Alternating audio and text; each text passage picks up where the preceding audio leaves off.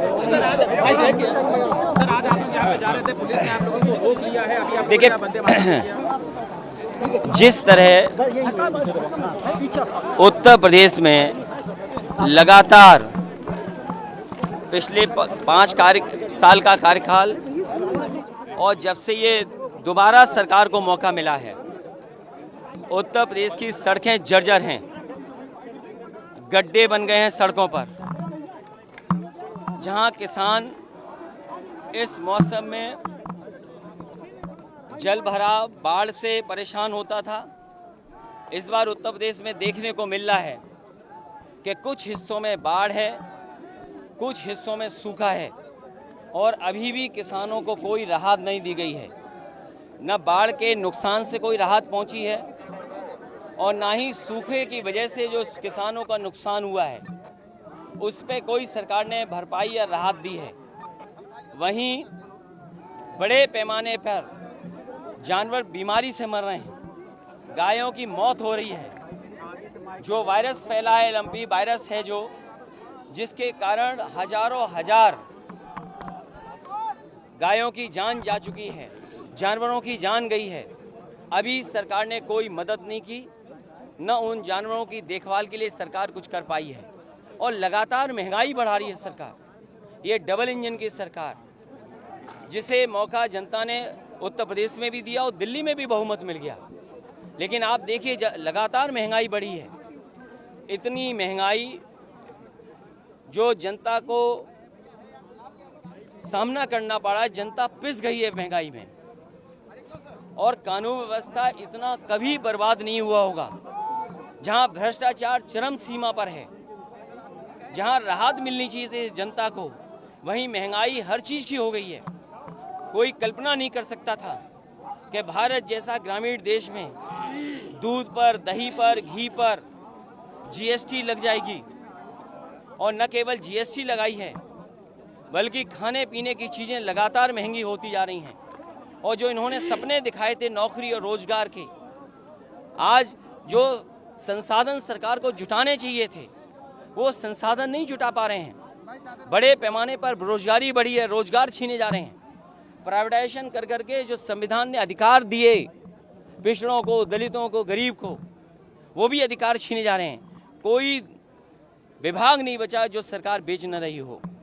Railway बिक गया, हवाई जहाज एयरपोर्ट बिक गए। जहां पर बड़े पैमाने पे नौजवानों को नौकरी रोजगार मिल जाने चाहिए थे, वो सब खत्म कर दिए गए। फौज की कोरोना की वजह से भर्ती बंद थी, भर्ती नहीं हो रही। और जिस रूप में ये लेकर के आए अग्निवीर, कोई नौजवान उससे संतुष्ट नहीं है।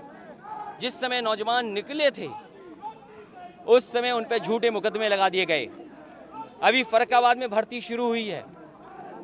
1,13,000 से ज़्यादा नौजवानों ने, 12 जिले के लोगों ने फॉर्म भरे हैं, लेकिन सरकार पीठ मोड़ लेती है जब उनसे पूछा जाए कि आखिरकार कितनों को अग्निवीर में भर्ती करोगे। तो रोजगार ठप, नौकरी नहीं, किसान बर्बाद। और अभी भी गन्ने के किसानों का बकाया है। चीनी मिलें किसानों का गन्ने की कीमत नहीं दे पा रही हैं।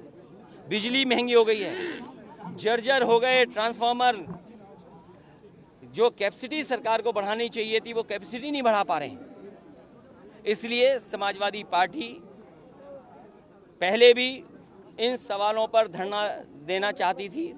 हमारे विधायक जाकर के सदन के में बैठ कर के और सदन के बाहर धरना देना चाहते थे, सरकार ने रोक लिया। आज जब हम सब लोग पैदल जाना चाहते थे उस समय भी रोका गया है। आखिरकार ये कैसी सरकार है जो विधायकों को, पूर्व मंत्रियों को, कई बार के विधायक हैं, पूर्व स्पीकर हैं, बड़े बड़े पदों पे पूर्व में लीडर ओपोजिशन रहे, वो सब साथ हैं, उनको सदन में नहीं जाने दे रहे। आखिरकार सदन में जाकर के हम अपनी जनता की तो बात उठाते हैं। आखिरकार सरकार क्यों नहीं फेस करना चाहती है? और सरकार इसीलिए नहीं फेस करना चाहती है क्योंकि हर मुद्दे पर सरकार असफल हुई है।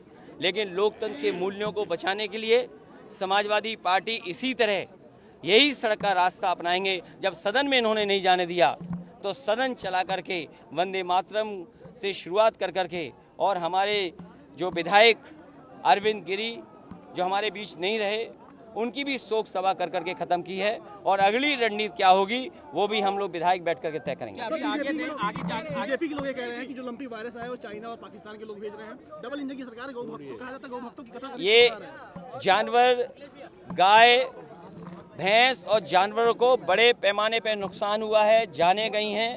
सरकार ये बताए कि जानवरों की बीमारी को बचाने के लिए आपने क्या व्यवस्था की है।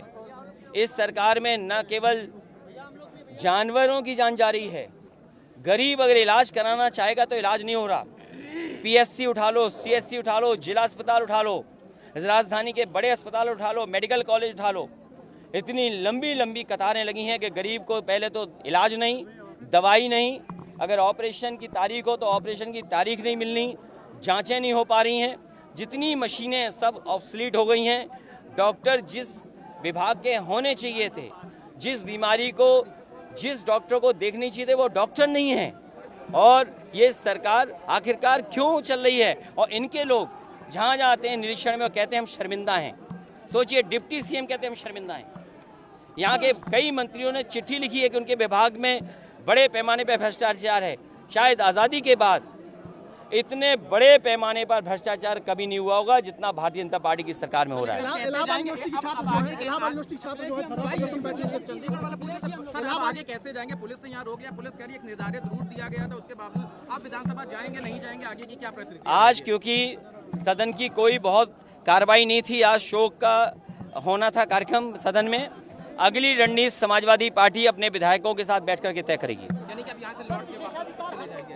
अब क्योंकि सदन तो चलना नहीं है और सदन जाने नहीं दे रहे हैं, अभी 4 दिन 5 दिन का सदन है। समाजवादी पार्टी रणनीति बना करके आगे का फैसला लेगी कि क्या होना है। इलाहाबाद यूनिवर्सिटी के बच्चे छात्र हैं वो धरना में बैठे हैं, उनका कहना 400 गुना फीस बढ़ गई है। इस सरकार को, जो सरकार डबल इंजन की, कम से कम फीस पे नियंत्रण रखे और गरीब बच्चों की पढ़ाई फ्री कैसे हो सके उस दिशा में दोनों सरकारों को फैसले लेने चाहिए।